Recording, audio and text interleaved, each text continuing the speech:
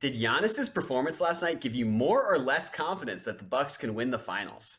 Hey, man, when we saw that Giannis was playing, I was like, whoa, that's a big surprise, right? Then I saw Giannis play and like, whoa, the finals feel like an event again. Like everything felt better about this series that we're talking about when we saw him look reasonably healthy. Now, how he looks in game two is going to be something, obviously, because he hasn't put the stress on his body in a while. But yeah, they have a chance to win this if he is healthy. Because look, the problems they had in that game were not intractable. They were problems that were strategic. The problem is with your boy Budenholzer, a strategic problem might be intractable because he is intractable. But you did not look at the Bucks, or at least I didn't. I didn't look at that game and see a team that had no business being on the floor with their opponents, especially not in the minutes where Giannis was on the floor, which, for what it's worth, the Bucks outscored the Suns when Giannis was playing. So yeah, they lost game one on the road, but they should still feel like they got a chance to make this happen.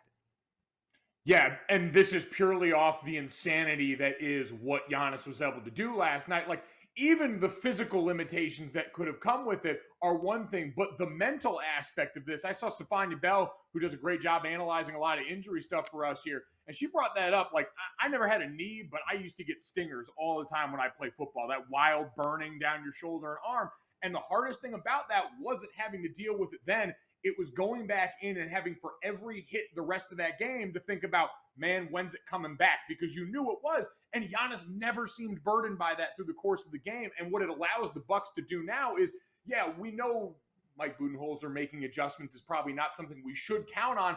But if there's adjustments to be made, and there appear to be some obvious ones, they got to go and get a look at what those mechanisms were like with Giannis on the floor and didn't have to deal with that one way in game one and then a different way that they would have to then adjust to in game two. Like, I thought that comeback for Giannis was going to cost them a game at some point in this series, and chalking game one the way they have in every non-Miami series this postseason seems like a minor concession, all off the back of what Giannis was able to do and push through in this spot that now gives them a great use to go back, look at tape with their star reinserted into the lineup, and figure how you mesh him with that aggressive Jrue Holiday and Chris Middleton you liked from the last two games of the other series.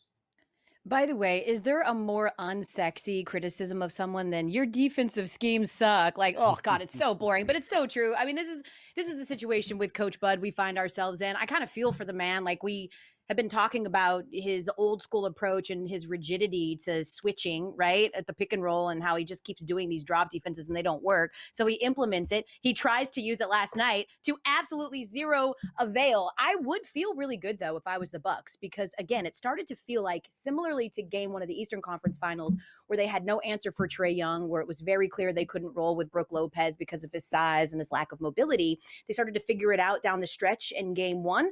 They started to really do that at the end of game one last night as well. Because if you notice, Bud finally realized, after 3 quarters of just throwing anything at the wall and realizing this doesn't stick, decided to pull Brook Lopez and Bobby Portis, made Giannis his 5 for most of the fourth quarter. And that's the only quarter that the Bucks actually won. They brought it within 7 after being down 20. So I do believe that there's that. But if you're Mike Budenholzer, you're going to have to go back to the drawing table, just like you did with the Hawks, and figure out how you can deal with CP3 and Devin Booker. I mean, I don't know. I just make it make sense how Jrue Holiday, first team all defensive player, was the primary defender on just 9 of CP3 and Devin Booker's 40 shot attempts. How is that possible? I just wind up just shaking my head. Like, I don't care if they win a championship. You can't bring that man back. Like, has anybody been exposed round after round in the playoffs like this dude has?